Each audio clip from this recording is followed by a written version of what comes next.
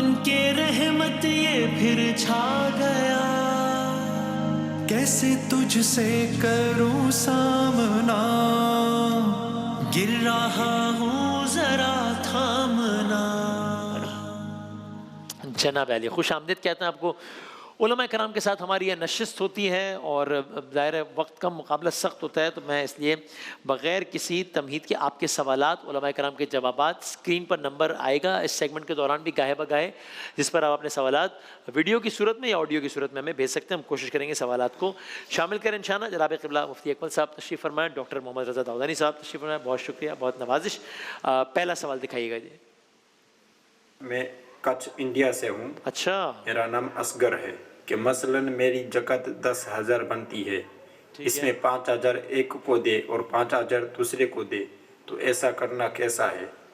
صحیح۔ چلیں، ایک تو انڈیا کے لوگوں کا ہمیں بہت پیار محبت موصول ہوتا ہے تھرو آؤٹ دا ایئر شان رمضان کے حوالے سے، تو سب کو بہت بہت سلام وہاں جو لوگ دیکھ رہے ہیں۔ قبلہ بسم اللہ الرحمن الرحیم۔ جی بالکل، آپ اپنے زکوٰۃ کو مختلف لوگوں کو دے سکتے ہیں، کسی ایک ہی فرد واحد کو دینا لازم نہیں ہوتا ہے۔ صحیح ہے۔ ہاں، یہ ضرور دیکھ لیں کہ بعض اوقات ایسا ہوتا ہے کہ ہمارے ذہن بنا ہوتا ہے کہ ہم نے ایک سے زائد کو دینی ہی دینی ہے، حالانکہ ایک بہت ہی زیادہ محتاج ہوتا ہے اور ایک ایسا ہوتا ہے کہ اگر نہ بھی دیں تو اس کا گزارا ہو جائے گا۔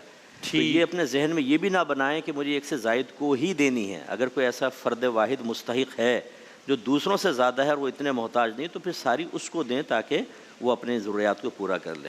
بالکل ٹھیک ہے، بالکل ٹھیک ہے۔ فقہ جعفریہ میں پیسوں پہ زکوٰۃ نہیں ہے، ایسے ہی پیسوں میں نہ بھی ہو، لیکن یہ کہ بنیادی طور پہ جس چیز کے اندر بھی زکوٰۃ ہے اس کا اولین جو مصداق ہے وہ فقراء، تو قرآن مجید نے اس کے ہشتگانہ جو مصادیق ہیں ان کو بیان کیا ہے، تو اس کے اندر جو ٹاپ آف دا لسٹ ہے فقراء اور مساکین کی بات کی گئی ہے، اور اس کے اندر حکمت تو یہی ہے کہ جو جتنا زیادہ ڈیزرونگ ہے اس کو زیادہ اس کے اندر ترجیح دی جائے تاکہ اس کے جو مسئلے ہیں اس کو حل کیا جا سکے۔ جو فقیر کا معیار ہے وہ یہ ہے کہ جس کے جائز اخراجات زیادہ ہوں اور اس کے پاس جائز انکم کم ہو، یا اس کے پاس آلریڈی ایکومولیٹڈ ویلتھ یعنی جو اس کے پاس سرمایہ اویلیبل ہے وہ اتنا نہ ہو کہ جس سے وہ اپنے خرچوں کو پورا کر سکتا ہو۔ تو اس کو کتنا دیا جا سکتا ہے؟ اتنا کہ جس سے اس کے سال بھر کی ضروریات پوری ہو سکے۔ اس لیے کہ ونس اگر سال بھر کی ضروریات اس کی پوری ہو گئی تو پھر وہ فقہ جعفری کے اندر فقیر کی ڈیفینیشن سے خارج ہو جاتا ہے۔ رائٹ، اوکے، بالکل ٹھیک، بالکل صحیح۔ چلائے گا، اگلا سوال چلائے گا۔ نبی پاک صلی اللہ علیہ وسلم کی سنت سے یا حدیث، قرآن و حدیث سے ان میں کیا حکم ہے کہ جو گھر والوں کے ساتھ رویہ ان کا مختلف ہو اور بہن بھائیوں رشتہ داروں کے ساتھ مختلف ہو اور گھر میں آتے ہی ان کا رویہ ٹوٹلی چینج ہو، تو پلیز اس کے بارے میں مجھے گائیڈ کیجیے گا۔ خاتون ہے اور وہ یہ سوال پوچھ رہی ہیں۔ ہاں جی، یہ والد صاحب کے بارے میں پوچھ رہی ہیں؟ میرا خیال ہے کہ انہوں نے جنرلی پوچھا ہے کہ جنرلی پوچھا ہے نا سوال کہ گھر والوں کا کہ حدیث کے مطابق۔ جی بولیے بولیے۔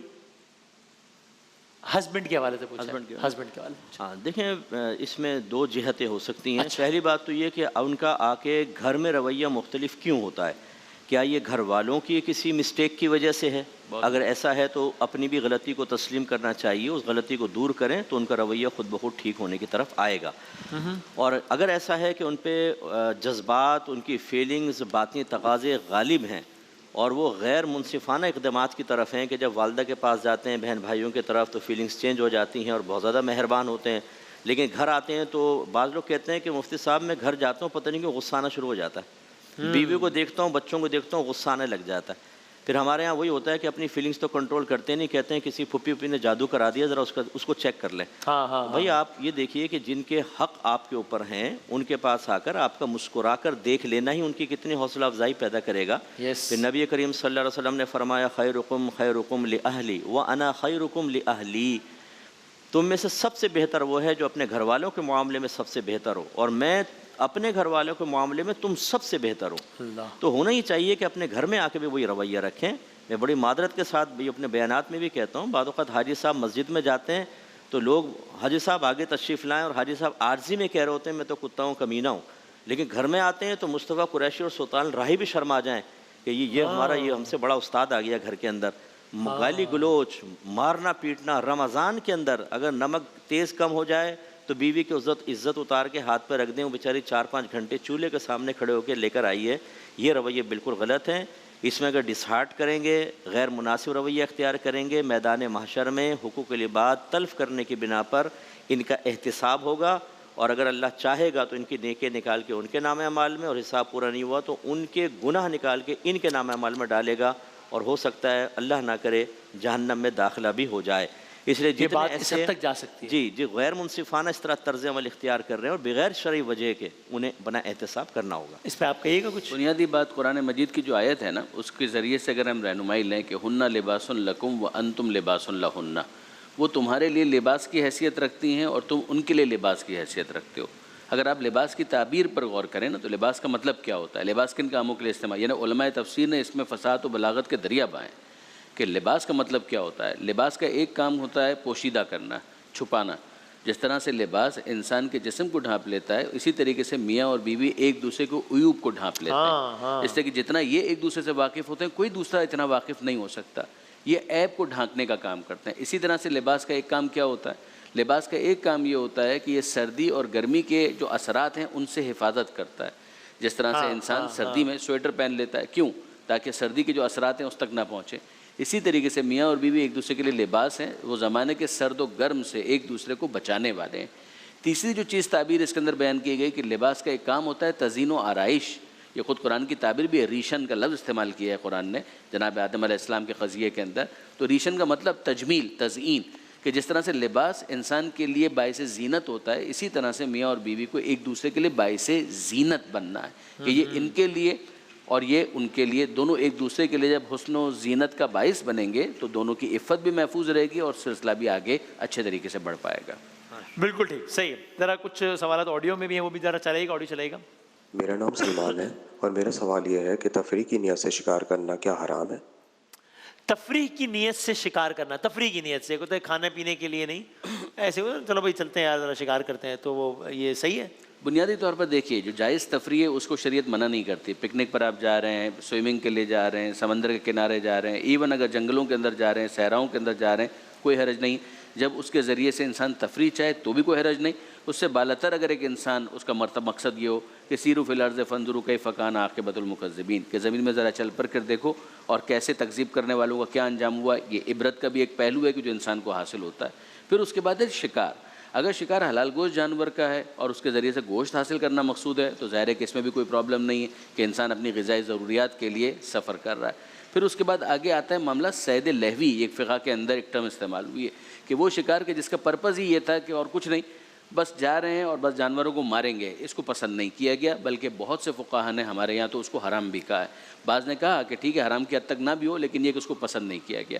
پھر اس کے اندر جنہوں نے اس کی جواز کی بھی بات کی ہے تو انہوں نے کہا کہ اس سفر کے دوران اس کو وہ رعایت بہرحال نہیں ملے گی کہ جو نماز کے قصر ہونے کے اعتبار سے ہوتی ہے.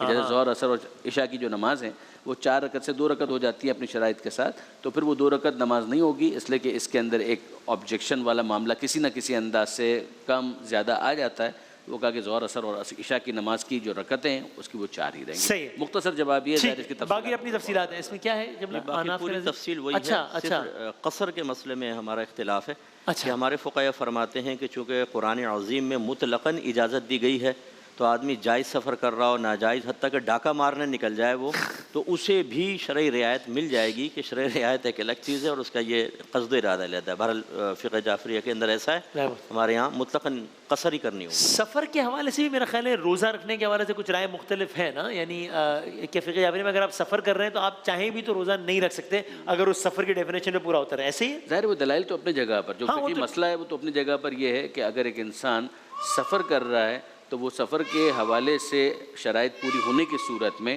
نماز کو قصر کرے گا. باٹم لائن یعنی 2 رکعت نماز ہو جائے گی ظہر، عصر اور عشاء. اور جو روزہ ہے اس کو قصر ہی کرنا ہے، قصر نہیں معذرت اس کو نہیں رکھنا ہے اور بعد میں وہ اس کی قضا کو رکھے گا. اور یہاں پہ اختیار ہے میرا خیال ہے. جی ہم اس سے استدلال کرتے ہیں وَأَن تَصُومُوا خَيْرٌ لَكُمْ، اور روزہ رکھنا تمہارے لیے بہتر ہے. پیچھے مریض کا ذکر ہے، سفر کا، اور پھر آگے خود اللہ تعالیٰ ارشاد فرما رہا ہے. لیکن چونکہ احادیث مبارکہ کے اندر چھوڑنا بھی ہے، رکھنا بھی ثابت ہے صحابہ کرام وغیرہ سے، تو سب کو ملا کر نتیجہ یہی ہے کہ اس میں اختیار ہوتا ہے.